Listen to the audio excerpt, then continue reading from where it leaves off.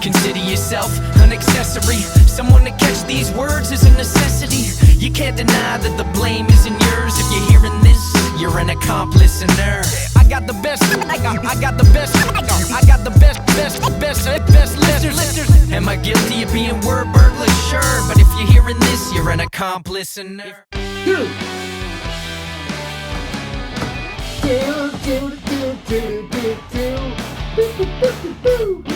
We need our theme song. 8-bit. 8-bit that theme song, baby. Pearl Jam, 8-bit. There's all kinds of 8-bit songs. Ladies and gentlemen, welcome to the best show of all time, as spoken by the greats Jonathan Frakes and Will Wheaton. Don't quote me. You're paraphrasing. You're paraphrasing. I'm paraphrasing. Taking artistic liberties. You know who also said that? The three of us? Yeah. And nobody that listens? And also the one and only Nana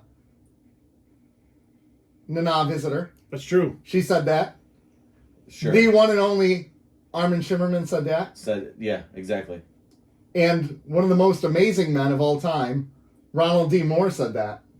He said to my face, he said, "Nick, you three have created something beautiful, and there's nothing like it. And I would like nothing more than to be on your podcast for an interview." And he came.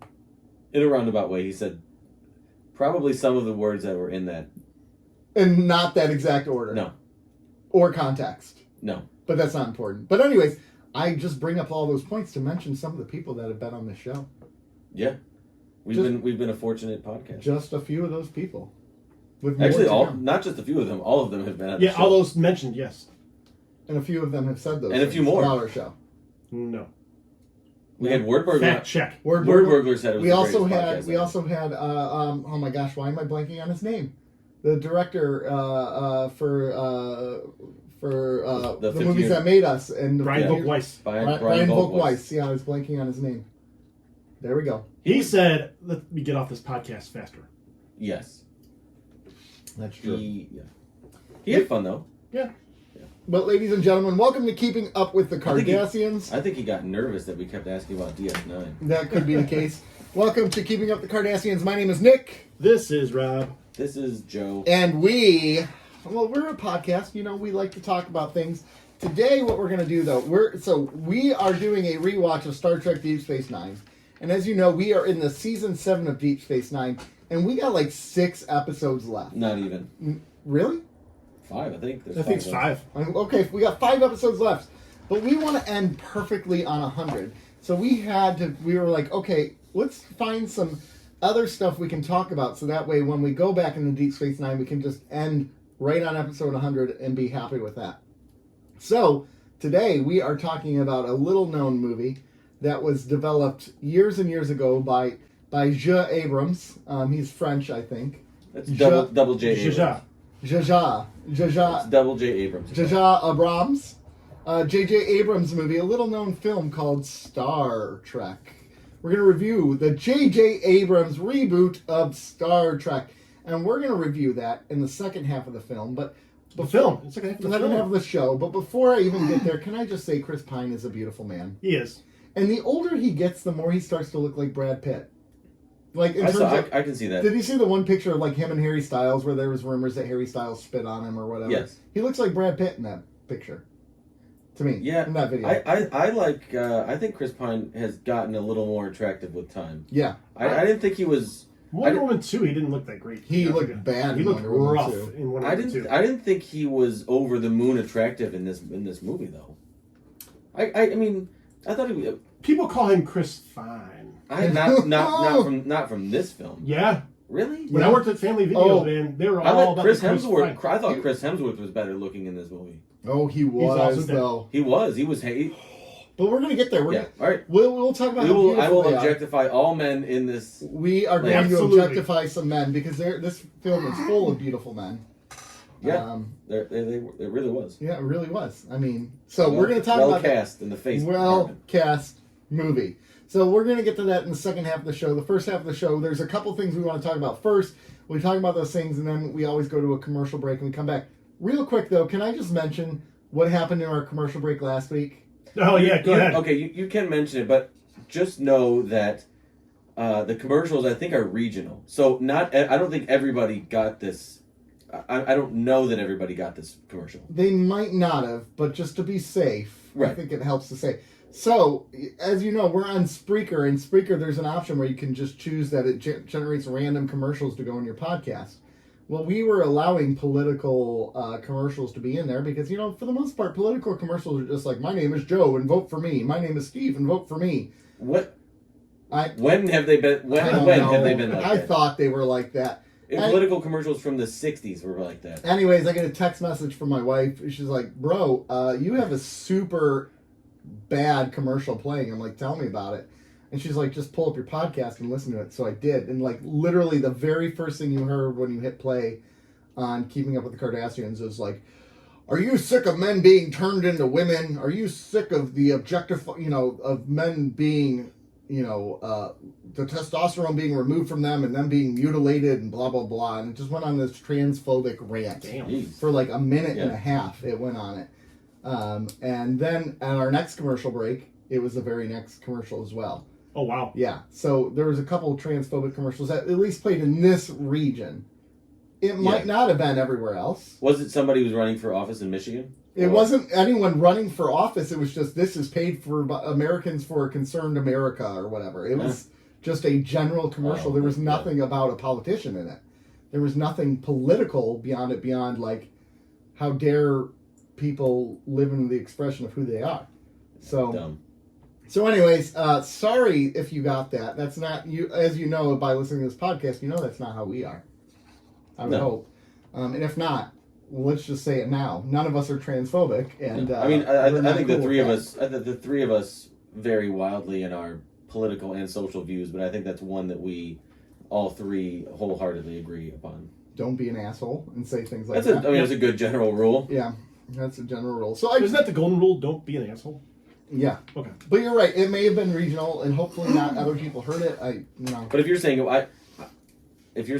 wasn't for a specific, it wasn't for a candidate in candidate. Michigan. No, it wasn't. It was just a general commercial, and that's why I'm like, this is not political. Yeah, we've since removed the option for political commercials. There was something in there that said call your politicians and tell them you're unhappy with the way this is going or something like that. No, I'm good. Yeah, right. Whatever. So anyways, wanted to get that out of the way. All this is to say, we like to talk the first half of the show, and then when we go to commercial break, we'll come back, and that's when we're going to usually review what I like to talk the second half of the show. Well, I do too, but we don't focus on reviews the first half. That's not necessarily true. That's not true, because sometimes we review. Next week is Black Adam, son. Yeah. Are we going to review Black Adam? I'm going to talk about it at least. We're all going to see it. Yeah. Are we? Yeah. Are we? I am now. I've been promoted in the Rock fan club. I don't. Oh, that's right. He is now the leader. Of I'm I the mean more by going to a movie on time when it's out in the theaters. Oh, that's very funny, Nick. Not Batman. Yeah, the Batman doesn't count. Why not? When's the last movie you went to? The Batman. Maverick. Before that. Oh, it's Maverick. Maverick. Yeah. Yep. Before that. Sonic. That's a good one. Before COVID. Before that, Gone with the Wind. Yeah, so it's all in the theater. It's a good movie. With the Wind. Actually, it's not that good a movie. No. I think it's super overrated. After Prince died, I went and saw Purple Rain in the theater. Oh my gosh! They played the 35 at the Redford Theater here in Detroit. They played the 35 millimeter print of. I didn't know that. I would have gone. Nice. That would have been cool to see. They run classic. They do movies all the time. They don't run as many. They used to run actual film prints of them. The 35 millimeter prints. Yeah. And they still do that for a lot of movies, but they run a lot of classic and time of year themed movies. So now they're running a lot of classic horror or scary movies, and then after that they'll transition into holiday films. Do you remember who we saw there? Who did Polar Express? Kevin Smith. Oh, I thought you were talking movies. Yeah. We saw the not Fat Man on Batman. Jay and Silent Bob Get Old. Yep. Right. Which was a great podcast. And we saw Matt Alexander, one of your friends, on stage. We did. You didn't. No, we didn't. But you did. Yeah. So there's that. Yeah. That's pretty cool. Yep. So I'm going to segue that into, I'm not going to talk too much about it, but I watched Clerks 3 last night here at home. Tell me about it. I'm not going to tell you much about it because you kind of got... me about it. I think Joe will see this movie. I know you don't give a damn. No. But I can tell you that movie affected me in a way that I never thought in a million years Really? going into it. Never in a million years watch this movie would I go, holy crap. It just... And I texted a friend who also watched it who had the exact same reaction. And we're kind of soulless. Really? Oh, all So right. I think it's worth a watch. If you've ever watched Clerks or any of the View Askew movies, it's worth a watch. It's not what you expect. Different than the donkey show of Clerks 2? It's different. I got that right? Yeah. Yeah. It's a different movie. It wasn't what I expected by any stretch of the imagination. So do you think that because the previews basically set it up to be very meta, right? Yes. Very like, we're making a Clerks sequel within a Clerks sequel. Yeah, it's that. Okay. But it has some surprises beyond that. It's a bit more fleshed out, a little more depth to it. I want to say there's more depth to it. Okay, because not for for better or worse, it is what it is. It's a Clerks movie, so you probably don't go into it thinking it's going to be a very deep film. So it being the preview made it set up like it was going to be a little superficial. Yeah, it definitely does. And one thing Nick and I talked about earlier was, I used to love Kevin Smith. Now I'm kind of like wish-washy on him. Mm-hmm. This is a really good. I really enjoyed it. A bounce back film, would you call it? I didn't mind Reboot very much. No, I mean bounce back for like his credibility as a filmmaker, because I think we've all sort of criticized him in his more recent output. Yeah, his films, his podcasts, all have gone downhill. To be honest with you, I would agree with that. But I will say, this movie was not what I expected, and our embargo, our personal Keeping Up with the Cardassians embargo, still goes to that movie right now. So I really can't spoil anything based on it just came out yesterday. Okay, And you watched it right away. Yeah. What's our rule? 1 week? It was 2 weeks. No, it wasn't 2 weeks. That's not 2 weeks. I think it's 1 week. No way. 10 days. It was 1 week. I think it's 1 week. 1 week. Yeah. That's bad. 1 week. Sorry. So anyway, I just had to mention it because it was a different movie than I thought it was going to be. All right. Yeah. I'm looking forward to it. I didn't go into it with high expectations, but I went into it thinking dick and fart jokes, and there's a little more depth to it. Yeah. You have a drumstick in your brain stops ticking? Watching X-Files with no lights on? Sorry. What's the next line? Come on. Isn't it, what is it? We're Don LeMaison? We're Don LeMaison? I hope I you was smoke so it. bad to this one. Like Harrison Ford and getting frantic, like Sting on Tactic. Like Snickers guaranteed to satisfied. Like Kurosawa, I don't make films, but if I make films, I guarantee they'd have a samurai. I hate you guys. You say Donald Faison? Donald Faison? You were singing a lyric, Scrubs? and it sounded like Donald Faison. Remember back in the day we used to mention that fake song doctors, real friends every episode? Yeah, we That did. song has no scrubs in it.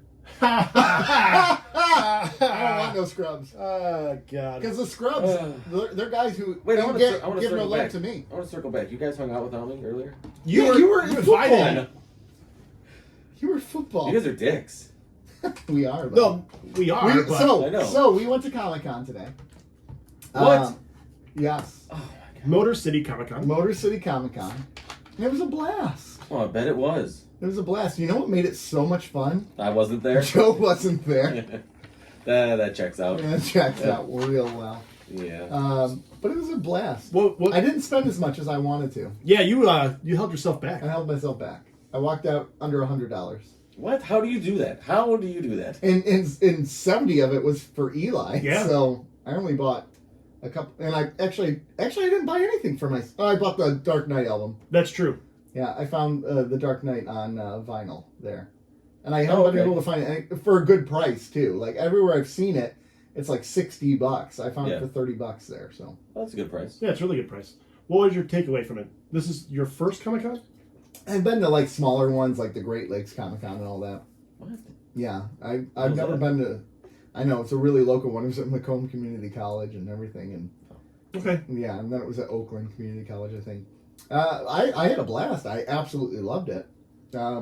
I was really excited to see how into it my son got, because we took him to Great Lakes Comic Con when he was really little, and he didn't really remember much of it. So I was trying to explain to him what it was, and he's like, "Okay, that sounds fine," or whatever. And we show up, and then like within 5 minutes, he was like grinning from ear to ear, having a blast. Mainly because your daughter was so awesome with him too. Yeah, she's good. She was great with him, and they had so much fun, so much fun. What was the coolest cosplay you saw? Coolest cosplayer, gosh. Well, it might have been that pirate. I think it's the Pirates of the Caribbean. I saw thing. the Pirates of the Caribbean thing. I saw the picture of that guy. That was It was really a lot cool. of the Star Wars characters were really well done too. The Predator was cool. Yes. Yeah, that was. Is that the one I saw, or no? That was Alien. Yeah, they had Alien, Yeah, Alien, not a Predator. I'm sorry. Okay. Predator would have been cool too. Predator would have been cool. The one from the pictures I saw, I like the Jack Skellington guy. Yeah, he was, or it could have been anybody in there. Yeah. So I don't know. But the whoever was in that Jack Skellington He was- cosplay he was- looked like probably 10, 11 feet tall. yeah, I'd say about 11. It's pretty sweet. You know what I did when we were there? Anytime I saw like a Starfleet uniform, Mhm. I handed out business cards for the show. Very nice. Yeah, he Spread did. the words. And he's Spread the like, Nick, hand out cards. I'm like, no, man, that feels awkward to me. I can't just go up to a random stranger and hand him a card. So we were at at this one place. They had this. There one, you go. Yeah, they had this There you one go. kiosk that had all these mystery boxes, and I kind of talked to the lady for a second, and she was. While you were talking to her, you stuffed them in there. I should have.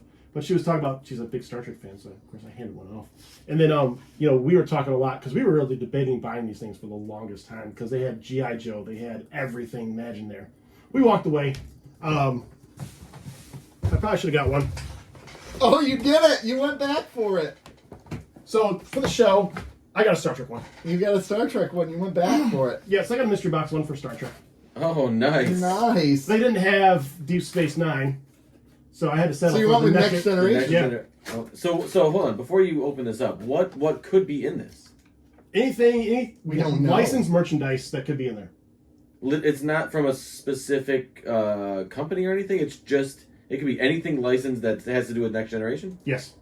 This is pretty badass. Yeah, so, and the box is really cool, too. I'm really upset. Oh my gosh! Already, I'm upset with my decision. Because what is that? That's That's one of the flags. a Federation flag. Yes, awesome. Heart of Glory. What is that? It's a fleece blanket. A fleece blanket with Worf on it. Oh. Speaking right at Joe. Speaking right at Joe. Yeah. What else did he get? A 2-pack pint set. Oh, very nice. Put your Ractagino in there. Yep. Oh my gosh, that's cool. It's got. And a coffee mug. Oh my gosh, I should have got one of these. And a lanyard. I'm living in regrets. No regrets. Live your life. Very cool. That's really cool. What's So, that? Yeah, that's cool. Wait, what's that, Rob? That's the mug, That's right? coffee Oh, mug. mug. That's the coffee mug. And yeah, this is pretty cool. So the cups will split 3 ways since there's 3 of them. You don't have. You're gonna split them. You're Yeah. such a good friend. Isn't he a good friend? Don't screw yourself. He even brought me a picture. It's, So- it's of me in all fairness. So we were I there didn't even for- get invited, so I don't know. So, so we were there, what, 6 hours initially? What? And yeah, we were there from 10 to almost 4. And then we left, and then Rob dropped Eli and I off at home, and then he went back because he could see that Eli was starting to lose it. So we took Eli home. This is which an was really sweet. episode-specific blanket. Heart of Glory. Which is kind of cool. I would love a visitor one from Deep Space Nine, Joe. Yeah. Right? So, Eh. data lore. Oh, nice. Yeah. That's an So- episode specific as well. Yeah. Very cool. Lore. I want to give a shout out. I think it is made. It's Surreal Entertainment. Yeah. It looks like that's the company that puts these together. Okay. These are. I'm kind of regretting that I didn't buy more. Like, Now I'm regretting I didn't buy the G.I. Joe one. go back tomorrow. Oh yeah, What else did they have? Oh, this mug is legit. That is a cool mug. Hey, YouTube, here you go. Hey, YouTube gets to see it. Not everyone gets to see it. Sorry, guys. Sorry. I'll put maybe I'll put a picture up in the. Yeah, take sorry. a nice little picture of all the stuff. Yeah, we'll post it on. You really censor yourself right there. Why do I want to call it? I didn't want to because it's No, not. it's pretty decent stuff. Yeah, it's pretty awesome. Yeah. But all this to say that it was incredible. It was really worth the stop. And now I'm excited to go back, but cosplay next time. I don't have anything to do tomorrow. You can. Hey, Will you go get the G.I. Joe one for me? I don't know if you knew this, you guys, but I'm a pastor, so I work in the morning, and we're having a picnic tomorrow with pulled pork and and ice cream and. Are sinners invited? What's the sin level? Anybody? What would you rate your sin level? Ooh, like 1 to 10. 10 being like basically Satan. Yeah. 8. All right, no. So 8. 8's like a murder, like misdemeanor. No, that's a 8 is 9. hot. You're 8 on high. No, I'd say a 6. You're 5, 6? 5.5. All right, so 5.5s and up are not invited. Sorry. Okay, I'm a 4. No, but it's pretty. I'm pretty excited about it. I'm a good boy. Oh, are you? There's going to be a guy making fresh donuts there. I heard Like he he was has a donuts vendor Can do. stand at farmers markets, and he's going to come make fresh donuts. I'm so excited about that. What's the cover charge? You got a bouncer? $0, man. I'll It's be just there. we're putting it on with the church. So I should have bought the G.I. Joe the one. pulled pork, I'm excited about. I'm fixating now. I'll be in the back pew, and then you'll see me at the It's all outdoors. You don't even have to walk into the church building. Wait, Good, 'cause I you're doing burn it service down. outdoors? You're doing service outdoors? Yeah, everything outdoors. It's starting at 10:30, and then we're going to seg right. Do you know what the weather's going to be? It's 58 and sunny. Okay.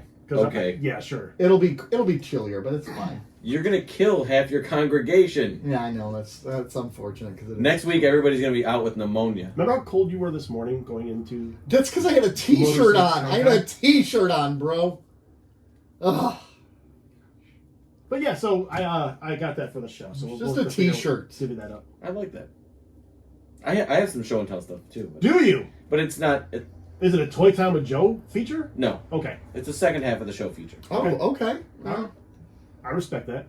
So, we were talking about The Rock earlier, about how we're going to all Yes. see Black Adam next week, right? Can't wait. I Yep. saw the cutest video online. Like there was Was it some. me? No, there was like this lady who was waiting for like 3 hours outside, and his car was Oh. pulling away or something like that. Was she like in the middle of the street? Yeah, and she didn't have shoes on or whatever because she was waiting for it. I don't know. What Was, was it, it was it dark? like nighttime? And, Yeah. I saw that video. That And was, he like came like she was almost crying, like she was. oh, she crying. was crying And and he came out of his way to come up to her and spend a lot of time. Like, talked to her what and a like cool guy. took some pictures. Did like a little live video or Yeah, recorded or something. TikTok or something. What was she waiting for? To see, I think just to I think see she was him, waiting for The Rock. just to get a sight of him. Yeah. And then he came out of his way to go see. It was like him. I think it was a fan that was waiting and just happened to wait too long and The Rock probably had to move on because of scheduling, and I don't know. I really miss the days when you hated him. It was pretty fun. Yeah, I miss those days. That was pretty. Maybe it will return after Black Adam. I can't imagine it will. No, He It's is intensified. the one who is responsible for bringing Henry Cavill back as Man. I of know. allegedly. No. No, he's back. He admitted he's back. No. Yes, he Allegedly. did. The Rock said. Whatever The Rock He said. flat was- out The said. Rock is also a liar. What? How dare you? You're just not going to believe it till you see it, are you? Even when I see it, I'm I not gonna will. believe I it. will not sit here and let you speak about Dwayne Johnson, my personal friend. That way, Did you get him on the show yet? Hint The Rock or Henry? I'll get them both. They're doing press for this movie, apparently, according to the net. All right. I'm actually. I got guys. I gotta go. I got stuff to Got do. stuff to do. You know what else is exciting for me that they announced this week that probably won't register on the scale at all for you? You say Battlestar Galactica, I'm gonna punch you in the face. No, not that. But there was some good Battlestar Galactica stuff at Comic-Con. So I'm disappointed that you didn't get any of it. I had to resist it because I don't know where I'd put it right now. You could buy the action figures and just they take up an inch of space. That's true. That's true. Is it an inch? An inch is pretty big though. No. No, an inch is a massive amount of space. No. No. Yeah, No. I feel like an inch is a lot. Sure. You know what, Nick? It is. Actually, I have a lot of 4-inch action figures, and I've been told 4-inch is really impressive in scale. I gotta say 3.75 inch G.I. Joes are my favorite, but Yeah. But they're good in scale. People like to play with those size. Well, yeah. I mean, I mean children. yeah. All right. All right, moving on. So, anyways, Martin Scorsese did a film 25 years ago called Gangs of New York. Right, great. That film. was 25 years ago? Yeah, with Daniel Day-Lewis, Leonardo DiCaprio. Holy crap. No. Yes. It wasn't 25. It was like 2002. I'm pretty sure it was 25 years ago. No, that's 97. It wasn't. It was like 2002. 25 years ago was... Yeah, 97 was 20 years. 20 years. 20 years. Ah, What damn. year? What year to come out? Come out. 02. All right.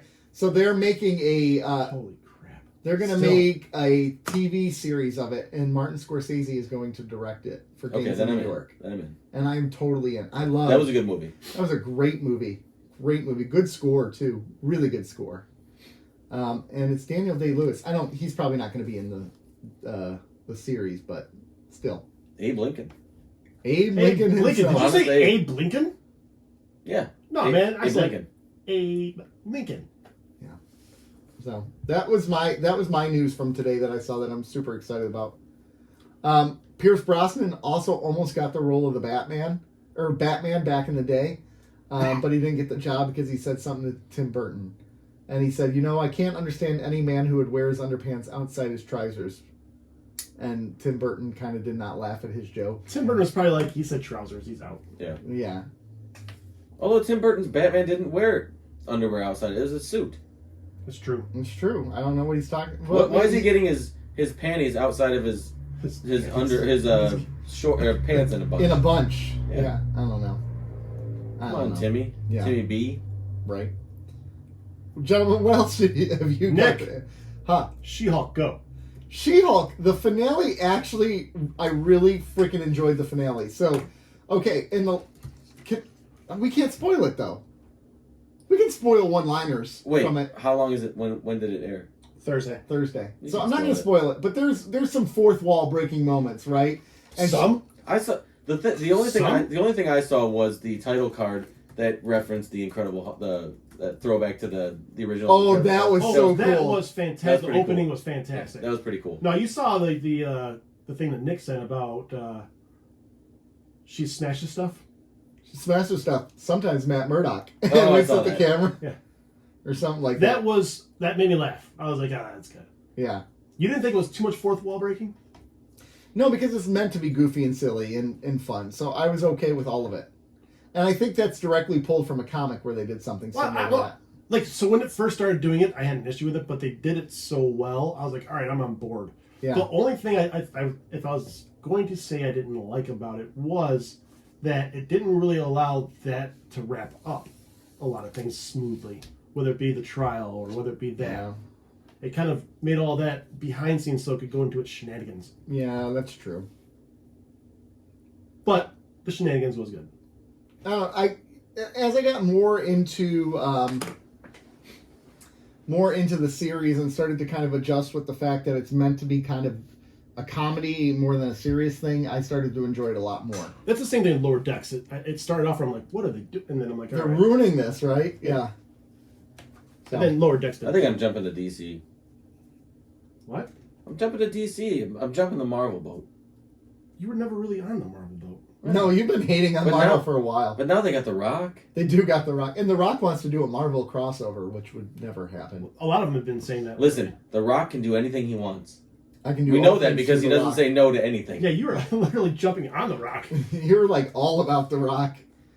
That sound rhymes with Rock. Listen, I want a reboot of The Rock starring The Rock. Jeez. You know he has a Rock TV show. Yeah. About the young Rock. Is it Young Rock? Yeah. Yeah, he does. I know. It's like everyone hates Chris kind of thing. He's pushing it, but hey, he's got so much goodwill. With the movie The Rock, they can only do it if Nick Cage is in The Rock. That's fine. And Sean Connery. As long as Sean Rock Connery's dead.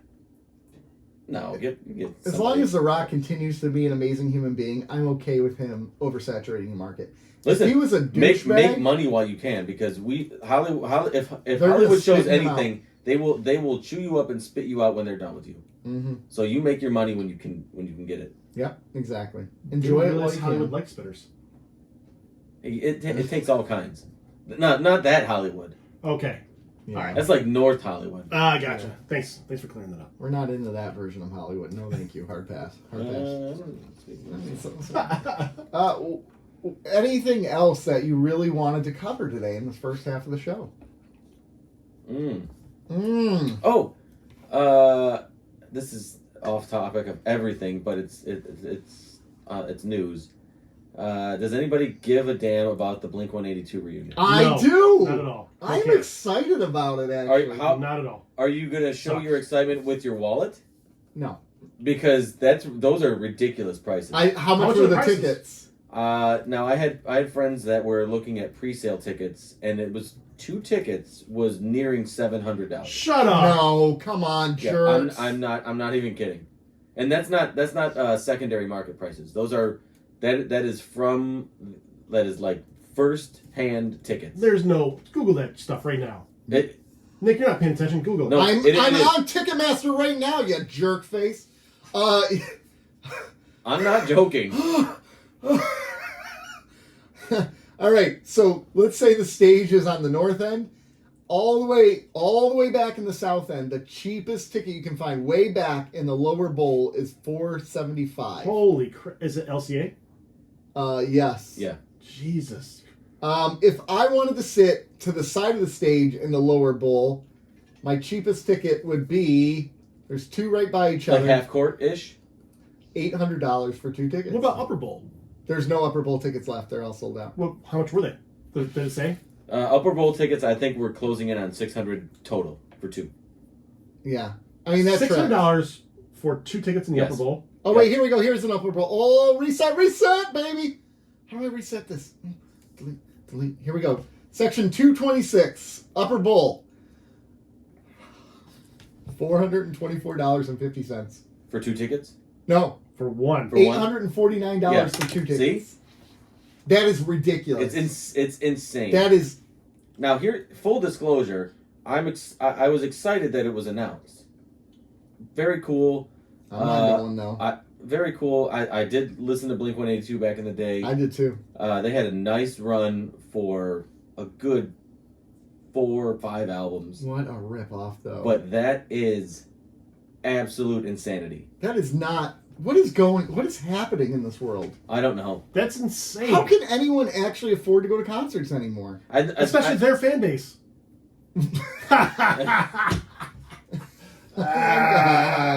Shots fired. Oh dear. No, but their fan base are the ones that they spent. We're going to spend our money on experiences, not Fair. things. Mm-hmm. And they've these people have obviously found a way to capitalize on that.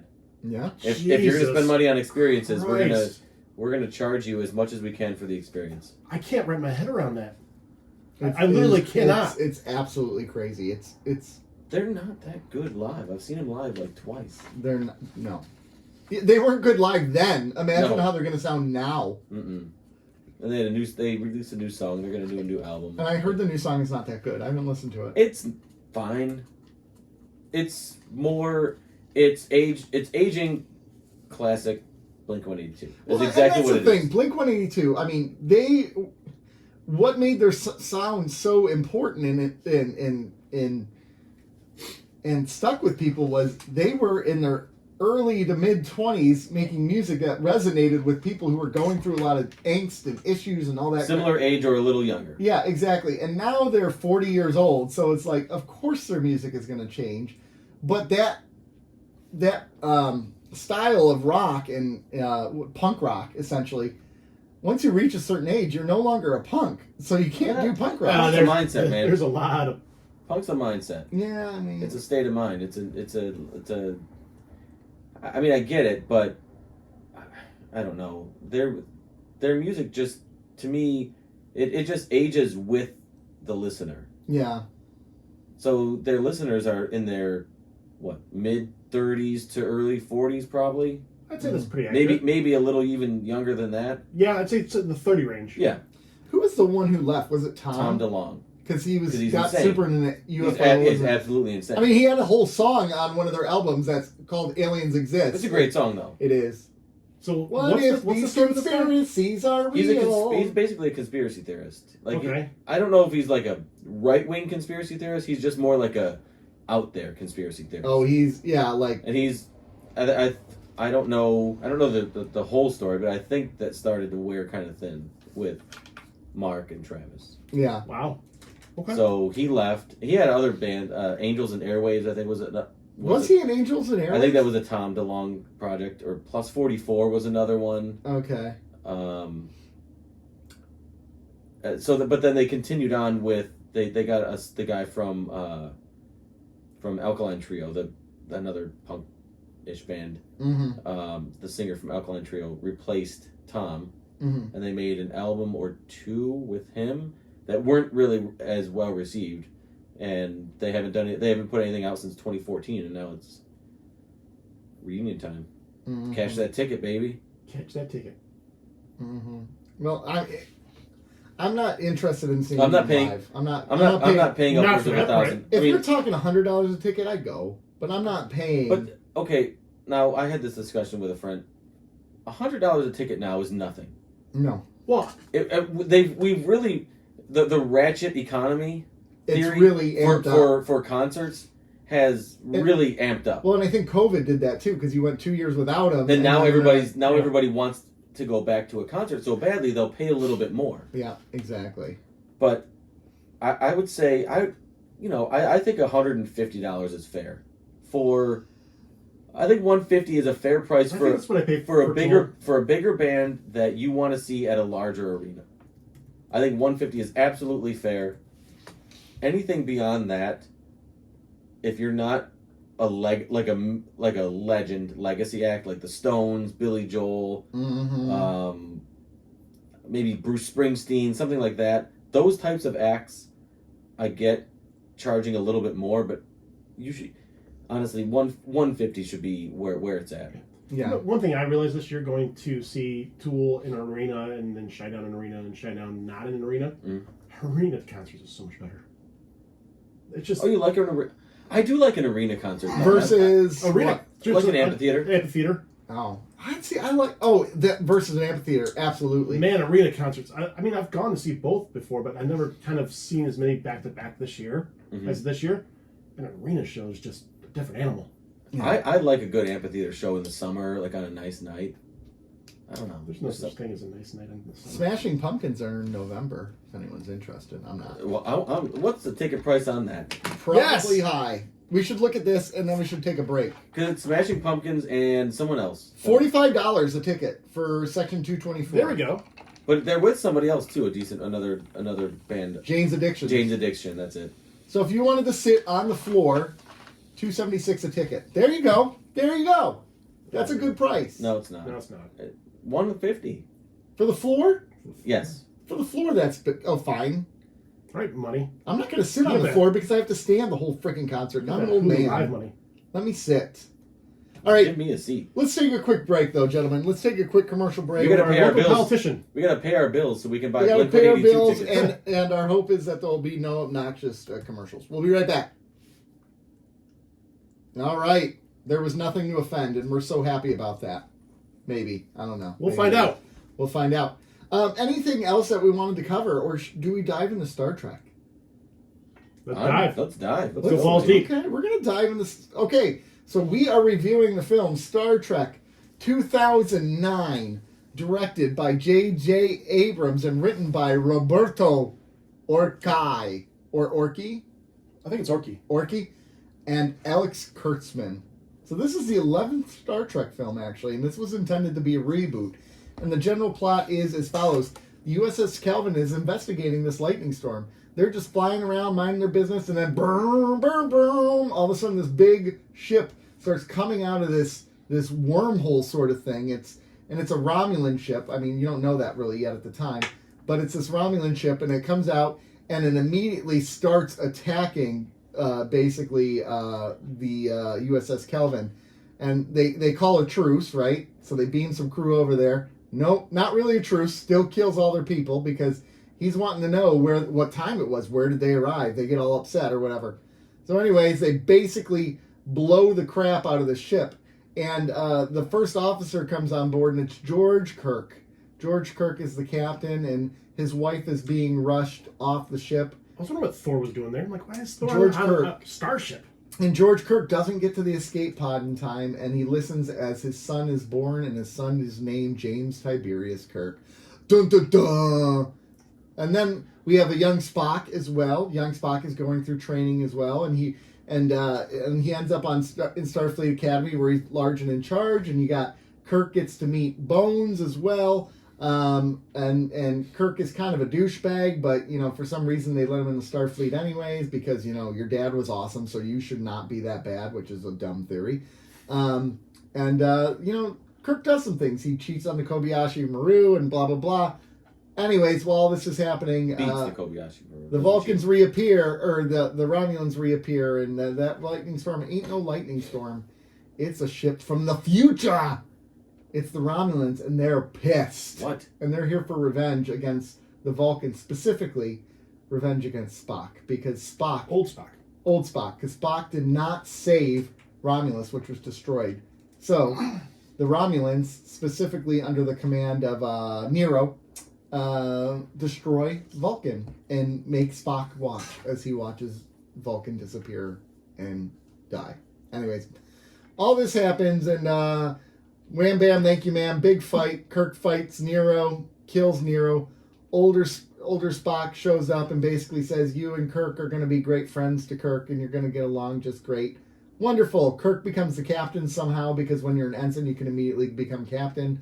There's some stretches. Pike becomes rear admirals, and basically they go to warp, and they go where no one has gone before. So there might be some people wondering why we're going from Star Trek 6, an excellent movie, to Star Trek 11. Right. So we're intentionally avoiding the Next Generation movies because at some point we are going to do a rewatch of that series as well. We're going to take a Star Trek break and watch Battlestar Galactica. Are there any Battlestar I've never Galactica heard that. movies? There are not. Oh, why not? For There's reasons. made-for-TV movies, actually, Sucks that ass. are really good. What? Racing. No, they're not. Oh, yeah. There's no way they're good. So we're going to skip those ones. We'll go back and rewatch those ones later. So that's why we're starting with this one.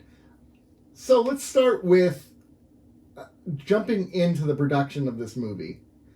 This had a troubled production history because they were struggling to figure out what to do. They were struggling to figure out if they were going to do a continuation of, you had the Next Generation crew, the movies had started flopping. Insurrection was not good. No. Spoiler alert, come on. No. Let me find out for myself.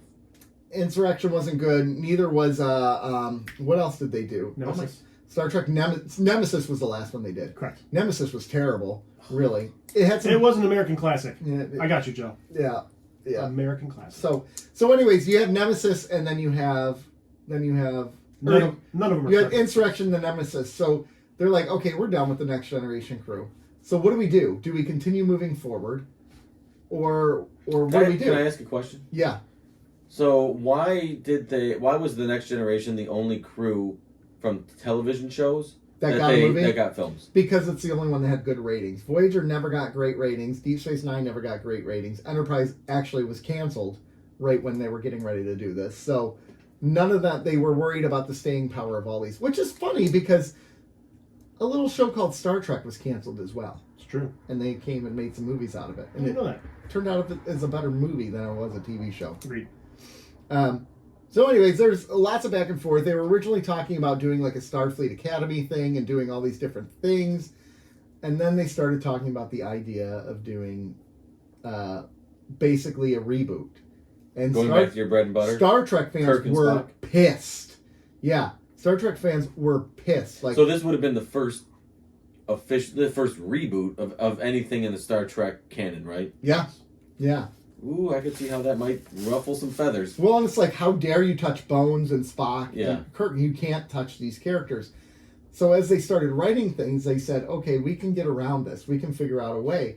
We're going to basically split a timeline here. So instead of erasing everything that happened, it creates a divergent path on what would happen. So An alternate timeline. So that allows the original generation crew, the original Star Trek crew, to be living out its life in its own path. Hence the Prime timeline. Prime timeline. And then this one is called the Kelvin timeline because it all starts with the destruction of the USS Kelvin by the Narada. And they did a really good job using Spock to tie it in too, right? Because Spock is saying, you're from a different generation. My timeline still exists. I've been sucked out of my timeline. Nothing's changed there. So that kind of helped Star Trek fans deal with this a little bit better. Did it? It did. Yeah, it did. A little bit. People still don't like the Kelvin timeline, but... That it exists? I think I think they don't like its lack of creativity in some of the sense. And you'll see that more in the second film. Yeah, it's... I think it was Star Wars, essentially. The second one was more Star. I think this one is a Star Trek film. We're going to get into that, obviously. To me, this felt like a Star Trek film. It really did. You know what? It had the heart that and this is an interesting thing because this is the problem that Insurrection and Nemesis had. They lost the heart of the film. They lost the banter. They lost the importance of this. And this one brought it back. And it really helped you, especially the relationship between Kirk and Bones in this one was an incredible, you could see they had great chemistry right away. Yeah. And you knew that was going to be good. I never thought the trio, the Holy Trinity, I don't think they have good character. Like, Spock doesn't have a good good chemistry to me with Kirk. I thought it was good. It got better. I mean, it's meant to be that way, right? I mean, that's the whole point is they fight. But it wasn't Nimoy and Shatner. Yeah. No. They were basically playing out what actually happened with Nimoy and Shatner. Yeah, that was the real life version. It was art imitating life, imitating art. Yeah. Oh my gosh. But, so, diving into this, all-star cast, though. Like, what a great casting this movie did. It was cast very well. They did a nice job with it. You got Eric Bana in there, which is great. Bruce Greenwood was a great casting. Winona Ryder is in it. Like, I'm trying to think of... I will say the guy who played Sarek, not great. Who played Sarek? I don't know. After Mark Leonard, though... Oof. Ben Cross was He's Sarek. a relatively well-known actor. I just didn't care for Sarek. I don't really know much about Ben Cross, to be honest with you. That's a nitpick, though, because everybody else was really good. Yeah. Yeah. Because John Cho is Sulu. Mm-hmm. Anton Yelchin, who has now passed away.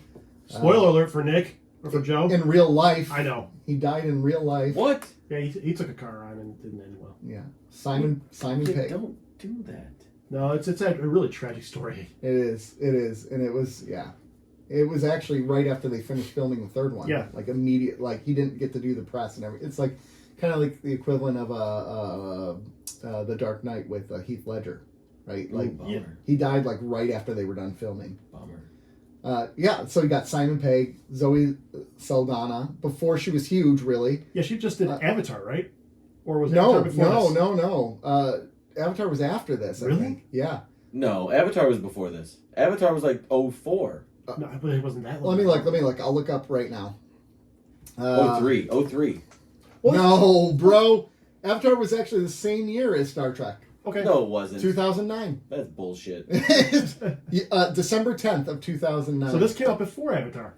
There's no way. I don't believe that. Internet lies. And then Star Trek came out on April 7th of 2000, or May 8th of 2009. So, Star Trek before that. I didn't think Avatar was that late. And she did, I mean, before that, like her biggest movie before that was probably The Terminal. And she had a bit role in Pirates of the Caribbean as well. Oh yeah, a little. She was in Drumline as well, but like her last biggest role before that was The Terminal, and then it was pretty quiet. I like that movie. Yeah. So, and then I think her career kind of takes off after that, honestly. Yeah. From the looks of it, from looking at her films. Star Trek will do that to you. Star Trek will do that. Usually it holds you back. I think Avatar helped her out there. Yeah. Avatar sucks. But Karl Urban is Karl Urban. Like, if there's anybody that's really hard to recast, it's got to be McCoy. Yeah. And he knocked it out of the friggin' park. Yeah.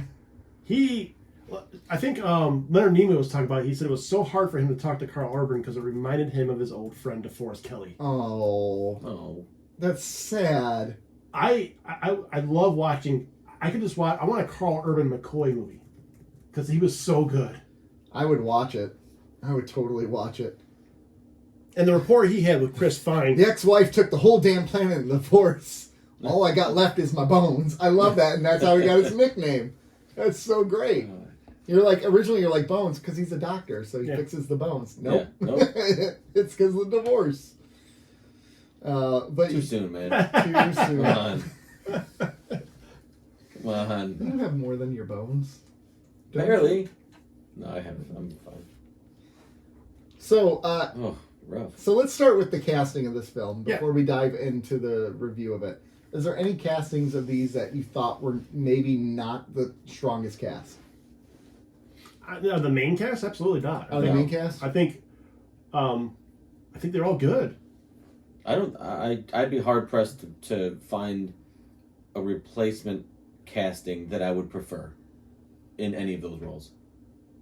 Chris Pine made, the nice thing is Chris Pine made Kirk his own. Yeah. But there was still some subtle hints of Kirk in there. Yeah. And it's going to be a different Kirk because he had a whole different upbringing. He didn't have his father to guide him. He was an asshole kid. He struggled throughout life, got in all kinds of trouble with the law, stole the car, his uncle's car. It's quite literally a different Kirk, so... Yeah. I mean, his mom was still around, so there was that. But yeah, he would be a different person. Yeah. Right. He didn't have the influence of his father to guide him. His father was a great man. Yeah. Obviously. I mean, he sacrificed his life for his whole crew. So very interesting. I thought Chris Pine was great. Spock was really well done. Zachary Quinto nailed the character, especially at this time of his life. Yeah, this iteration. That was a perfect Spock.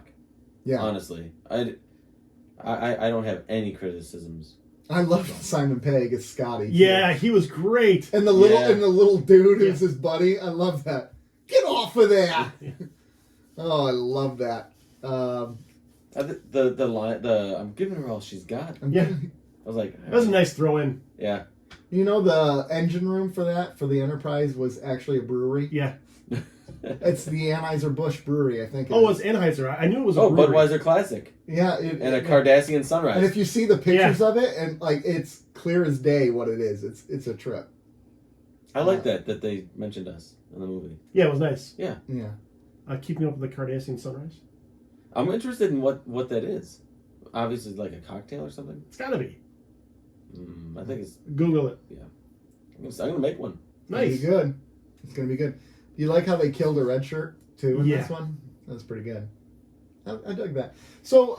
was it when the three were going down? And he dies, right away. He's the guy who's most pumped up for it. Oh, my... Olsen. And he gets sucked into the flame. He got roasted. Burnt. Yeah. Like, he fell off, and then...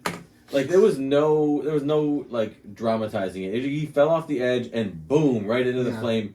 And he was, who was it? Like, he's gone. Yeah, he's gone. And Engineer Olsen's gone. And Sulu breaking out his sword there is kind of like a tie back to the original series because he pulls out a rapier and what kind of hand-to-hand combat training do you have?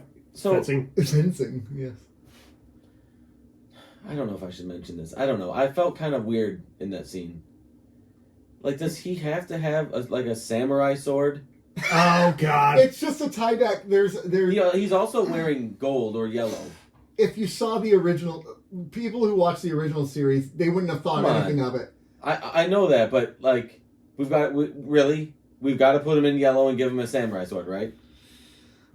We have to do that. Oh, Joe. This is a scene this is what happened in the original series on one of the episodes. Okay. That's Sulu in one of the episodes. So that's why that happens. There's like a virus going through the ship and it's making him all like zany and crazy, and that's what happens to him. The nick of time. Okay. Mm-hmm. Mm-hmm. So that's I'm just saying, I was like, oh, here we go. Oh my gosh. Joe looking for racism and everything. I'm not looking. I just noticed it. Cancel culture right here. I know. I'm not canceling the scene. You might as well have. Who was the Yellow Ranger on Trini? And Power Rangers? He's the Asian. Is it Asian, right? Yeah. Weird. Yeah. She died in a car accident as well. Oh, did she? Yeah, pretty young too. Wow. Zach, and guess what? Zach was the Black Ranger. Can you guess what nationality, what race he was? What you mean? What color? What color? Yeah, uniform? what color skin? Ooh, I don't know. Yeah, the Black Ranger was a black man. Weird. The Pink Ranger was Kimberly, and the Red Ranger was Jason, and the Blue Ranger was Tommy. Wasn't there a green one too? Yeah. Yeah. Yeah. Oh my gosh, Tommy. Yeah, Tommy was green. Billy was the white. Blue Ranger. Yeah. And he played the flute? Yeah. To bring out a Dragon Sword? Yeah. Good Lord. It was amazing. You didn't watch I'm Power glad Rangers? aged I watched out. Power Rangers as a kid. Oh, I rushed home Go every day. Power Rangers! So did I. I rushed home watched- every day. Oh man, I got I saw that. Animaniacs, Power Rangers, Batman the Animated Yes, Series. it was. It was like. It did come on after Batman and yeah, I Fox do remember. Kids. And how Yeah. could you not like tune into it with that killer guitar riff? I remember looking at it going, I'm not watching that. Go Power Rangers! It's funny because I remember seeing Star Trek Yeah. on the weekends, like after American Gladiators on like UPN or You're like, whatever. yay. I'm like, I'm not watching that. And here you are. Here you are in a And podcast. here I am. I'm pretty sure it was So probably the next PS9 or TNG. TNG. So the next show we're rewatching is Power Rangers. I'm in. All right, We're Rob. one Power Rangers or Battlestar Galactica? Where one season is I 48 choose episodes. Power- death. That's not an option.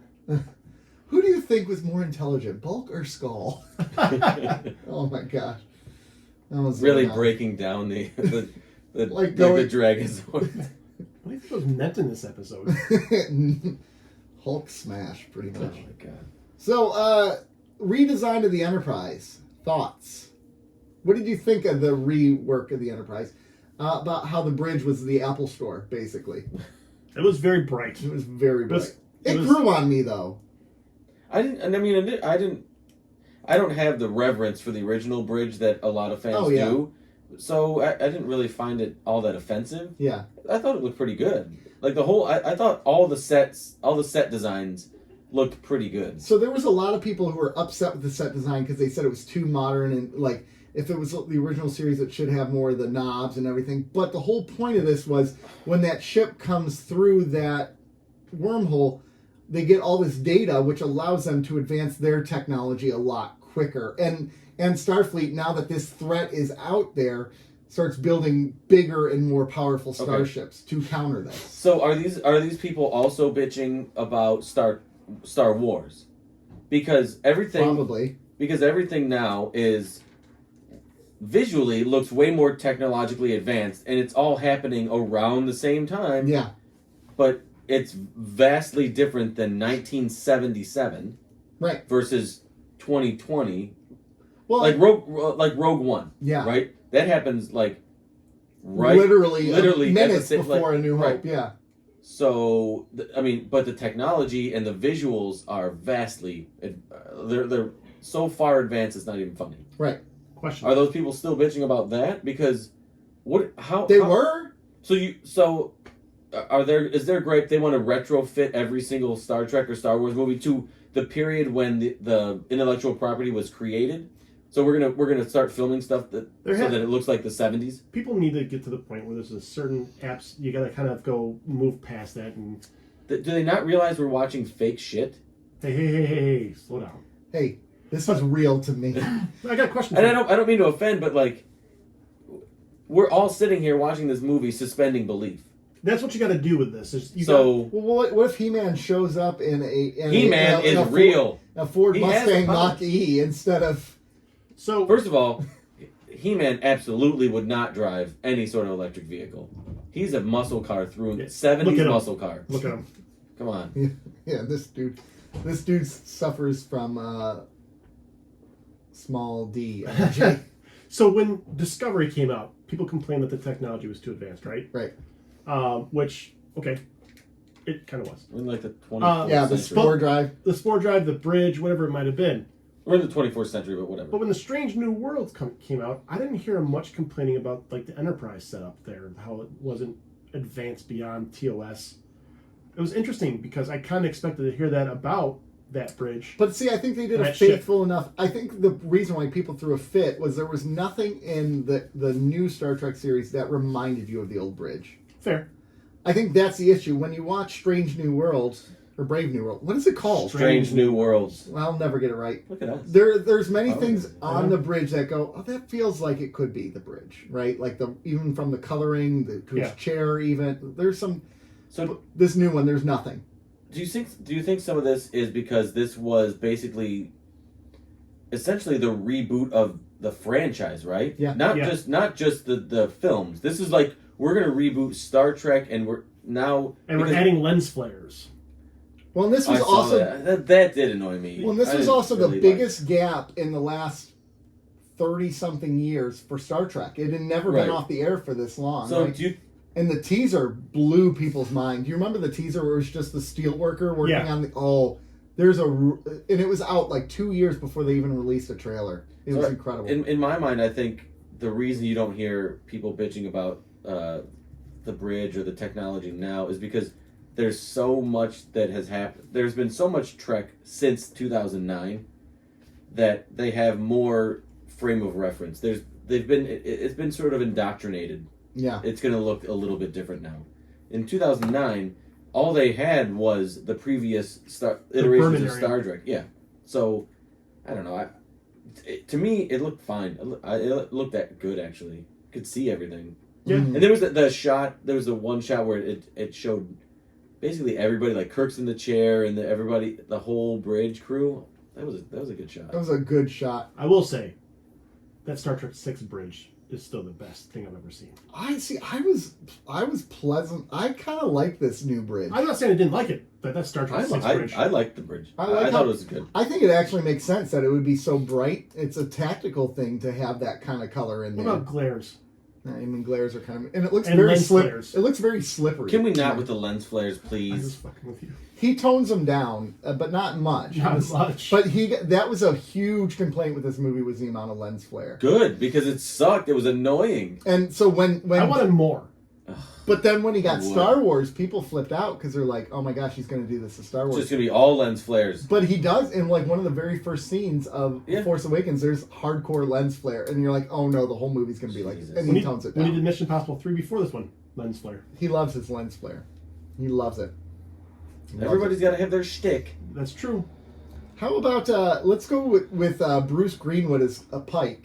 Did you like Pike? Or are you so attached now to Anson Mount? I'm so attached to Anson. First of all, his hair is. We got to do something with his hair. Yeah. Yeah. To me, Pike is hair now. Yeah, if you're not going to have good hair, you shouldn't be a captain. Well, Or at no, least I you don't- can't be. You can't be Captain Pike. You can't be Pike. Greenwood did a good job, but it's hard to live up to Anson I mean, now. I guess he did a good job for 2009 Yeah. when Anson Mount as Pike isn't a thing. But now that he is, this is not good. Yeah. Oh, okay. That's the one recast I would recast Anson Mount as Pike. You'd bring him back into the role, even though he probably wasn't doing much No, at that I mean, point. Deep I would- fake. It would be a different timeline. It would be the current timeline, Anson Mount, Yeah. in the 2009 Kelvin Timeline. Mm-hmm. To me, Anson Mount is It's Pike now. hard. It's hard now. It's hard to separate. It's like maybe not to the same degree, but it's hard to separate Shatner from Kirk now. Oh, yeah. And to me, it's hard to separate Anson Mount from Christopher Pike. For sure. This movie got a 94% approval rating on Rotten Tomatoes. Critics or audience? The review aggregator received with an average rating of 8.14 out of 10 based on the reviews. Okay. So this goes off of film reviews. Yeah. Metacritic gives it an 82 out of 100. Audiences Cinema Score gives it an A on an A+ to F scale. I think these are all fairly accurate. I mean, I can't. Well, and this was also the highest opening ever for Star Trek. It grossed $80 million in its first weekend, which was massive because people were not expecting much out of this because, the Next Generation cruise had bombed. First Contract was incredible, but that was it. Yeah. But there was no. It was interesting doing some research into this film that there was no TV series to draw from. Right. It's the first Star Trek movie where there was no previous television series to draw from. Yeah. Which is and when you're recasting classic characters like that, that's a risk. It's a big risk to take. Mm-hmm. You have so your audience isn't accommodated, like they're not accustomed to these characters playing these people playing these characters, so they're because they haven't seen them on TV or there's no shows. So it's an interest. It's like a cold open. It's a cold reboot. Yeah. It is, and there were a lot of critics who hated on this, and a lot of Star Trek fans because they said they've exchanged asking the big questions for now just action. Because if you think about this Star Trek movie, what's the big question? To me, I think the biggest question is, are we a product of those, like, we become a product of those who we surround ourselves with, which is why Kirk is so lost. And then he goes in the Starfleet and it helps change his ideals. And then he finds his people who shape him into the captain he becomes, right? So I think that's an important message from this. Like, what kind of person are you? You're shaped by the people you surround yourself with. But there's no big... wonder I'm so crappy with you two. That's true. But I don't think there's any big, like, oh, this tells us no XYZ about humanity or whatever. I mean, it's a guy bent on vengeance for the destruction of his planet. So, I don't know. The thing I took away from this was nature versus nurture. Yeah. Is basically the big question. Because you have the same thing with, I mean, you have Kirk. Spock. And Spock was the big one. Yeah. Like, because they kept saying about how he shouldn't have emotion. Like, he was fighting nature, his chemical... He's a child of two worlds. Yeah. Versus nurture. I don't know. That it didn't really ask a big question, but to me, that was the overarching kind of theme was... Especially for the two main guys, Spock and Kirk. Yeah. We didn't even talk about how we got a, damn it, man, I'm a doctor, not a physicist. Yeah. That was great. There were a few good tiebacks. Tiebacks. I like this ship. Yeah. I like the old Spock and the young Spock interaction. That was great. He's like, you lied to him. I inferred. Yeah. That's a great exchange. That's a throwback to Star Trek 6. Yes, it is. I was genuinely surprised. Really? Oh, about I didn't know. I didn't know. You had no idea, really? No one knew. That was a huge surprise. People didn't. When the movie was released, no one knew that was happening. Really? Yeah. It's 13 years later. I didn't know what was happening. No one. Wow. Yeah, this was a big shocker because but it was a way to appease the older fans too. And to tie in this, I mean, to and make the story a bit more palatable. You didn't want to get douchebag in there because he was just going to make the movie about himself. Well, oh god, Generations happened, so he really couldn't get in there. Yeah, because he would already been dead. There was originally Jesus Christ. He's dead by that time. He didn't know that. He hasn't seen the movie. He's dead by that time frame because freaking you're spoiling it. Freaking Vulcans live forever. They lived 300 years. Joe got what you were saying, though. What a you're reading into this. Stop reading in. I'm not I'm literally just sitting here listening, and you're like, Kirk's dead. In this time frame? It was the 24th century. I'm talking about George Kirk. George Cook. Oh, yeah, George. Yeah. Let me go back. So they were going to include a scene where it was Spock hands the younger Spock like a little hologram of Jim Kirk singing "Happy Birthday" to Spock or something like that. They were gonna throw that in there, but it didn't work out with Bill Shatner. With Billy.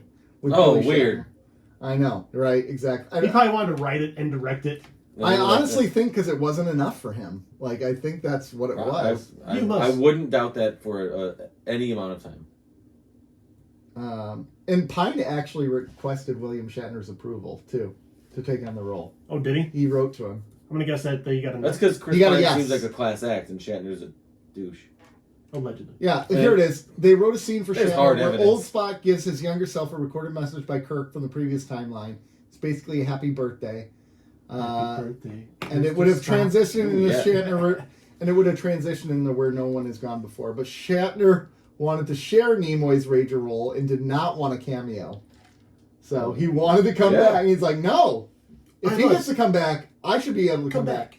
And it's like, hey, douchebag, you got to come back for Generations, and he didn't get to come back. They tried to get him back. But he didn't, so deal with it. Nimoy was like, I got some issues with the script. Good issues. I've read it. And it sucks. I thought Generations was a little underrated. It sucked. It didn't suck. It sucked. It did not suck. It sucked. That score, though. That score. Can we talk about the new Star Trek theme? Nailed it. I think it's an amazing. I like amazing. the score of this. Yeah, the score's good. It did have nice hits too, where Spock's meant to get blown up by fire everything, and the Enterprise just pops in and starts shooting out the torpedoes out of the air. Yeah. That was a great little kind of slow calm to heavy beat. Did either of you? I know I did when I saw this for the first time. That scene where Kirk is dying and he hears the sound, or he's going to die and he hears his baby cry for the first time. And he says, "I love you." Man, that was a super emotional scene for me when I saw that the very first time. No. It chokes me up. Like the idea of his dad, like hearing his baby crying before he dies, like gives his life. I got kind of emotional when Spock's mom died. Oh yeah, That was on that. Yeah. yeah. I was like, And he broke down and Yeah. snapped, like where he's like he's emotionally compromised, man. Like Yeah. set him off, and it did. It must not even compute to you. that was a good scene. Yeah. But I He love was, the he was interaction. pushing his buttons. So I love that interaction between the older Spock and Kirk. There, he's like, Yeah. trust me, I'm Nimoy's- hurting. Nimoy can act. He's great with that role. he is. He Yeah. he really is. He was pretty damn good in this new older Spock Yeah. role. Yeah, he really is. I was really happy they brought him back over it. I don't know, man. I'm not as huge of a Kirk guy as other people are. Like, give This me Kirk or that Kirk? no that Kirk. Like, give me Bones, give me Spock. I like this Kirk. Kirk. No, but I'm saying like I didn't need them to bring in Bill Shatner. I didn't need him. No, I didn't need it. No, I don't think anybody needs. If you're gonna give me a choice between Leonard Nimoy and Bill Shatner, I'm taking Nimoy. If you're gonna give me a choice between anybody on that bridge crew, I think Shatner's the last one I pick. I think you need that Kirk, though. No. Because he's phenomenal in 6 and 4 and 3 Let them die. and 2. Yeah, but I don't need him. Yeah, I don't but- need him in new Yeah, stuff. but 5. So like, Yeah. bro. I'm okay without having him, but I don't want to defend Shatner, but I think his Jim Kirk is quintessential Star Trek. It is. I'm just saying, if I had to pick and choose my Okay. favorite characters, he would not Can be. I ask a question? It is. I agree. It is quintessential Star Trek because it's what kicked off Star Trek, right? Yeah. But is it the best Kirk? Yeah. Absolutely is. Do you think Kirk could be done better? No, No. because he's the original. No, I don't think that's the case. I just think he's the best Kirk because he kind of So do you think owns the first, that persona. So He's so egotistical. musically, I'm and going so's to go. Kirk. So you can go before this, but people say that Hendrix changed the way the guitar was played. Mm-hmm. Do you think he's the greatest of all time and no one will ever touch him because he was first? He wasn't the first though. He changed. I Yeah, mean, he cha- so okay. So You're Robert right. Johnson So- is Robert Johnson? Yeah, you the go back greatest? to the very first person to play guitar. That means Right. they're the greatest of all. Yeah, I get what you're saying. I don't think this is comparable because so much of what the character of Kirk is comes from who Bill Shatner is. Right. Right? So like the actor informs the character and the character informs the act, and they kind of meld together in one, right? Like if they cast a new Sisko tomorrow, do you think it's ever going to top Avery Brooks as Sisko? You would have to No, have I it don't close think so. to that. We saw this with Dax, bro. They bring in Esri. She's not good. It's Different context. Different character. What he's going is I know, apples I to know. apples, and that's kind of I know. apples to Honeycrisp. But I'm apples type of saying thing. if they did a new, love Honey if they Crisp. did a Best reboot ever. of Deep Space Nine and brought in Idris Elba to play Sisko. I'd watch that. Okay, I I'd want to watch see it. that. I want to see it before I answer this question. Yes, I can't answer that question. Yeah. Because that is an almost perfect recasting of Benjamin Sisko. I was gonna say Booker T because I saw Booker T Yeah. today. Booker T was at the Comic-Con. He can't act though. He's give him a coach. professional wrestler. Of course, he can act. Oh, No. why? Because The Rock can, and John Cena can't. John Cena can't act. Although He's still. Idris cracks Elba up. would be a perfect recast. I would watch. I know, I would that's be what I very s- curious about I would that. be very curious about that. I would watch an Idris Elba. Or who was the guy who the character from Tenet, the lead guy in Tenet? Oh, Washington Son. Yeah, Denzel Washington. Son. yeah. Oh gosh, I'd watch him. Oh, Denzel as Cisco. not too old. He's I don't care to watch prime it. Denzel. Prime I'd Denzel. still watch it. I'd watch it. Training Day, Denzel. Training Day Denzel. Just give me Training I think Day. draws a lot from Cisco. Yeah. Yeah. That might be in the pale moonlight right there. That might be like an alternate timeline where Cisco returns to Earth, retires and returns to Earth, and that's actually Ben Cisco in Training Day. John David Washington is the guy from Tenet. And he was also in Black Klansman. He was amazing in that. So, yeah. Sign me up, John. So, anyways, my whole point being, is it possible to give a totally different interpretation that people love? Absolutely. Uh-huh. Is it possible to play the character better than someone who's basically was the pop culture Invented the zeitgeist character? of the character? I don't think that's possible. Yeah. In this case, in the case of James Tiberius Kirk, I think you're right. Yeah, it's not like even Batman. Like, we can debate about Batman because some people played him in limited quantities. That was Kirk for 25, 30 years. 30 years, from the 60s to 89? Well, if you include Generations, that's 95, right? When did Undiscovered Country come out? 91? 91. Okay. So, like, the 60s to 85. Yeah. Yeah, that's a long time. So, I mean, he has all that material. He is James Kirk. Yeah. Yeah. I think think just like Nimoy's Spock, but I think you could start trying to argue after that. I think Nichelle Nichols is a Uhura, but if you start to check off, Anton Yelchin did a pretty damn good job. Yeah, he did. That was it. Well, on the bridge where he's trying to talk to the computer to Victor. Yeah, because all the other guy did was change his V's to W's or whatever it was. Yeah. Victor.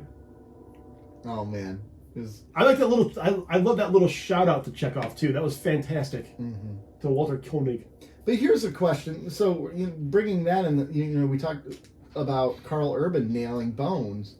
Could he be a better Bones than the original? I don't know, but damn, he was good. He was good, and he's good in all three of them. Yeah, in all three. Well, it's like I'm trying to imagine a better Bone. It's tough because you can't. McCoy, DeForest Kelley was the man. Yeah, like he's seriously the unsung hero of that original cast. Yeah. Yeah. He really is.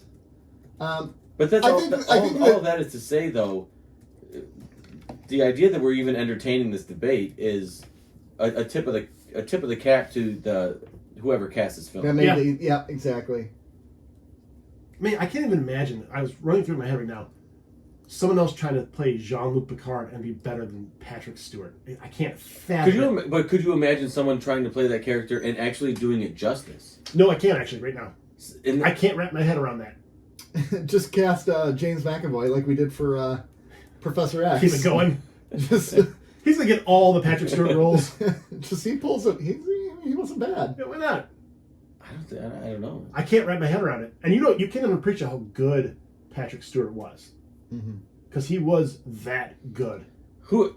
A big question for fans of our show. Is there anybody that could play Will Riker?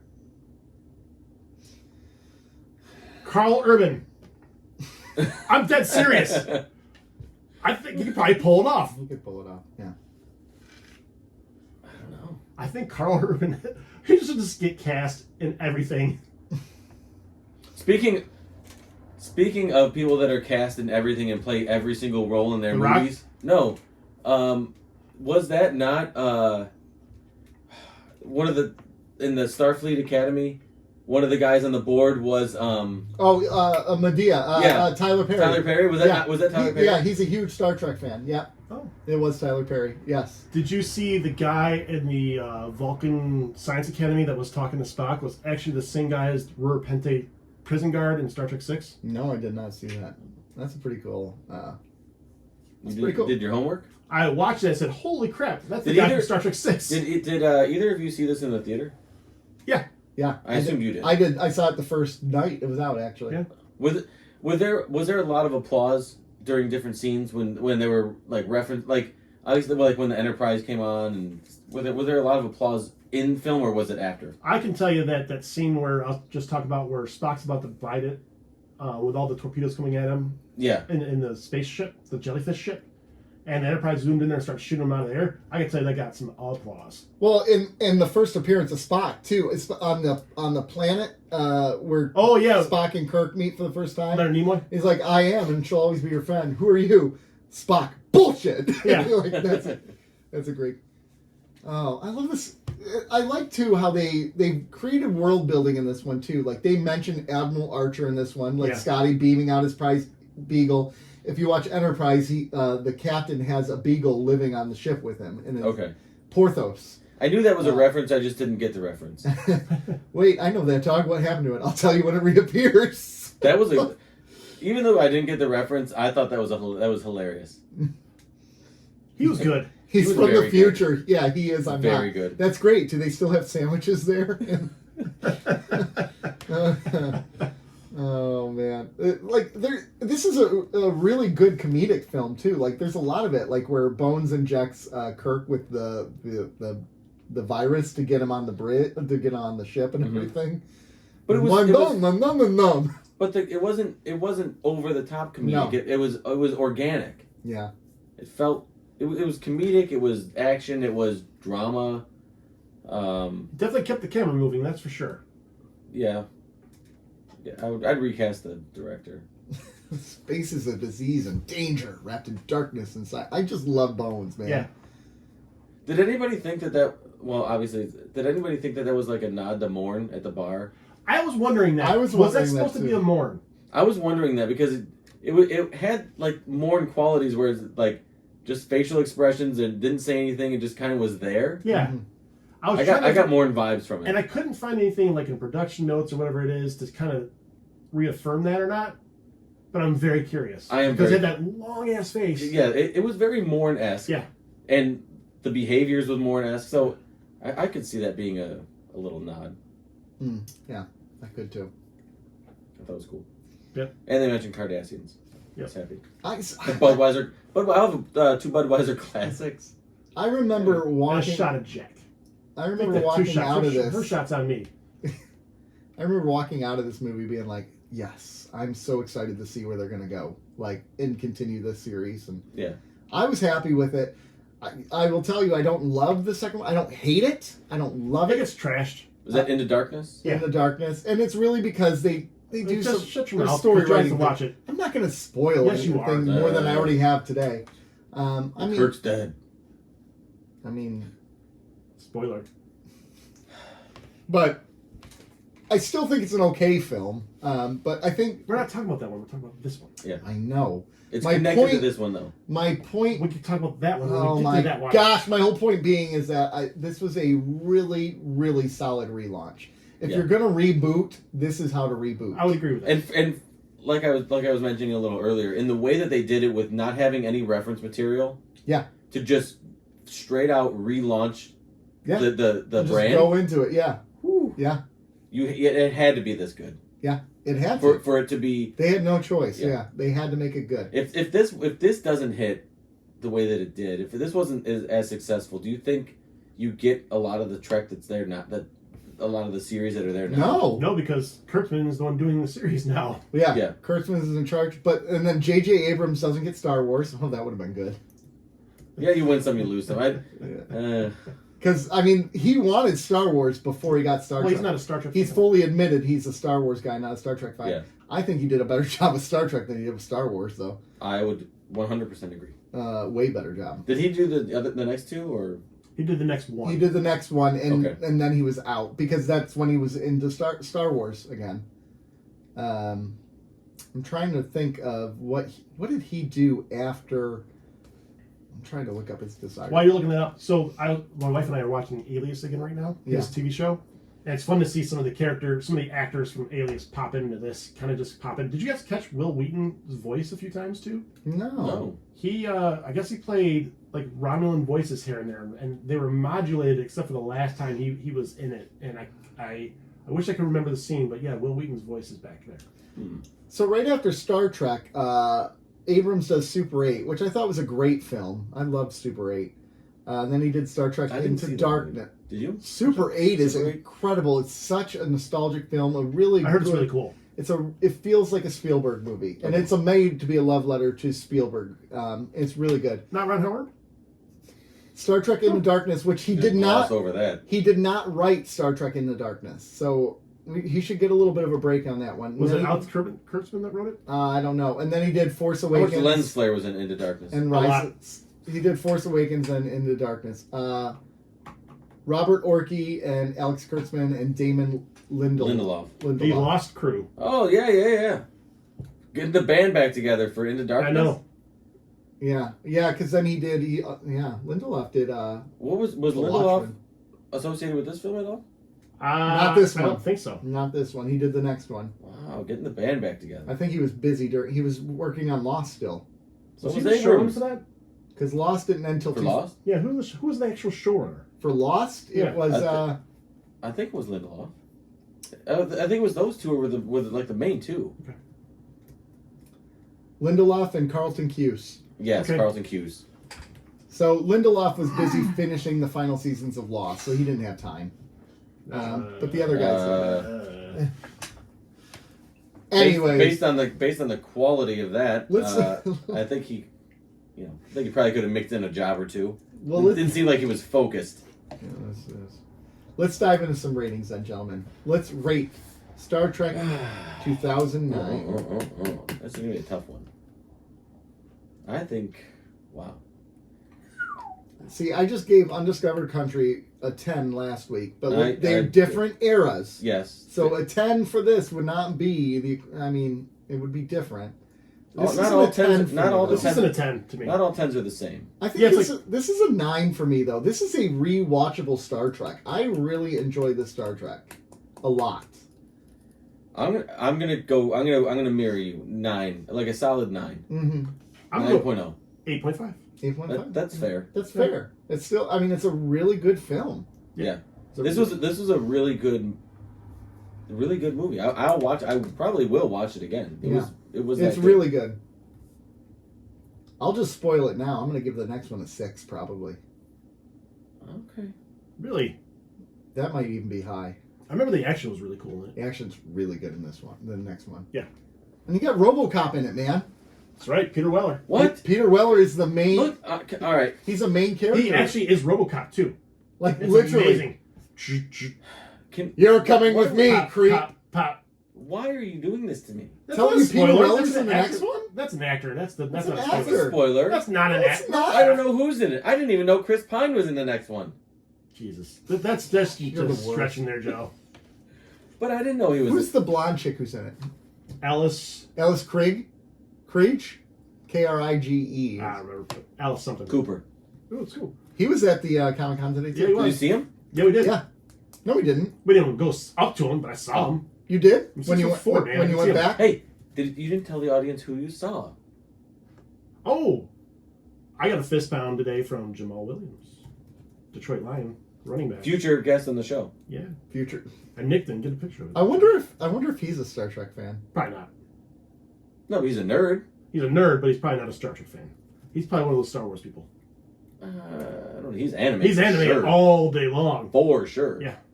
Yeah. Oh. So before we wrap up, I wanted to. So in 2009, when this movie was coming out, there was all sorts of shit that they were putting out, press and all this kind of stuff. And I had recently moved into the house I just moved out of, and there was a Burger King at the corner. Yeah. And at the time, Burger King was The sponsor for it. I remember that. Carol Marcus. Carol Marcus. yeah. Alice Eve. Alice Eve. Thank you. ran a promotion where you could get all these glasses. What? And I had not seen the movie. I had not even seen Star Trek, and I got all 4 of the glasses. That's hilarious. Spock, Kirk, Nero, and Uhura. No way. I've never opened these. You've never opened these? No. So we don't even know what's on them? No. These are I have no idea. collectibles. Let's look at Nimoy. Stock, Oh, that's stock cool. as a haul. Very cool. Chris Pine. Look at that. Chris Fine. Thank you. Let's call him by his name. Well, you know what? I'll take the Hemsworth in this film over the Pine. No, it's all about Chris Fine. She looks. Yeah, that's Yeah, this is very cool. I'd never opened these. And Wow. Well, by the way, Eric Bana, the best Bruce Banner. Yeah, Eric Bana. Banna. Okay. So I'm sorry. He was, We didn't he even was- talk about Nero as the villain. Yeah, he he was was- good. I mean, they're not meant to be anything other than a He was the villain. best Bruce Banner, too. Yeah. Okay. Whatever. they're cool. Like, it has the ship and the. The Bam, Narada. bam, bam. I like the music for that ship too. Yeah, these are cool. Bam, bam, bam. Oh, there we go. Sorry, Kelvin. Enterprise. Yeah, The jellyfish almost looks like a Cardassian vessel. Almost. almost. Yeah, I don't know why. Well, I don't know what compelled me. It was. I remember going through the drive-through one day, and I'm like, "Do you have all of them?" I think they were like $2.50 each or something. And that's even before you knew me, where you knew I was a big Star Trek guy. Yeah, it's what this. Yeah, this was pre-Rob. Yeah. And I was just like, I'll take them all. You must have felt something in your bones. I see what you did there. Yeah. So our phone number, if you ever want to leave some feedback or comments, concerns, if you have those, or just want to... I'm sure a lot of people... Or just tell us how awesome we are. Oh, yeah, do that. 734-494-0980. We got some feedback a couple weeks ago, and I loved it. I loved it. Yeah, please call us, folks. Leave us voicemails. We would love it. There's generally have about 3 minutes of time. It is, so it is a 3-minute cutoff. Hard cutoff at 3 minutes. A hard stop. I hate that term at work. Is 3 is I got a hard out at 3. Oh, you got a hard stop at 2. Shut up. Is 3 a Douche. hard limit? Because I feel like 3 is a really good limit. Are you asking if 3 minutes is enough? Yeah. 3 minutes is a long time. Plenty of time. If you know what you're doing. Yeah. Yeah, really. If you execute really well, maybe you can get everything you need to get out. Jesus. In those 3 minutes in the voicemail. Yeah. Yeah. Okay. It's all about time management. Yeah. Where else can you find us, gentlemen? Over at Instagram, keeping_up_Cardassian. Twitter at Cardassians Pod. YouTube. Check us out there where you can see some of this crap we just did today. And all our show and tell items. Yeah. And maybe you'll see us at Motor City Comic Con next year. Yeah, we got to do that. So, or Chicago. Ladies and gentlemen, it's been great. I don't know. Next week, we're back with Star Trek, though. Deep Space Nine's back. We're back with Star Trek Deep Space Nine. We're making a run all 5 episodes next week, right? No. All 5 next week. We're going on our final run for Star Trek. So tune in as we finish off at Deep Space Nine. We love you. Bye. Bye.